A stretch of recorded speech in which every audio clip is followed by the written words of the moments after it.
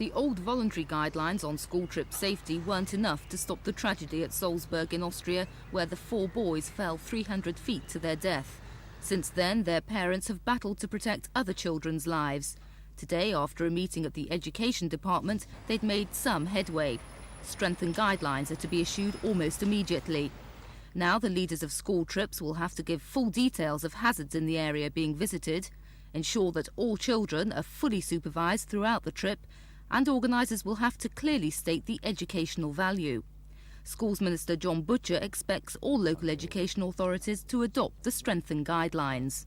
As a result of what I've heard today, I shall be discussing with representatives of all the local authorities in the country ways in which we can ensure that they are implemented. There is no point in having guidelines if people don't sign up to them and implement them, and the parents are very concerned about this, and I agree with them. The parents say that what is needed is legislation. It shouldn't be necessary to persuade people to implement common sense in the interests of the safety of children. But of course legislation is always there as a weapon to be used. I hope this is not one of the situations where we have to bring forward legislation.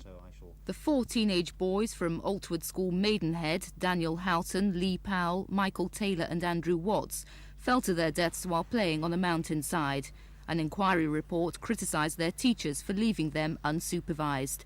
Today their parents said the new guidelines, which are voluntary, aren't enough to stop such a tragedy happening again.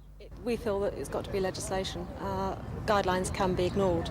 And there is another potential disaster out there waiting to happen, and our lives have been shattered. You know, a beautiful 13-year-old boy, and all we've got left is a grave to tend.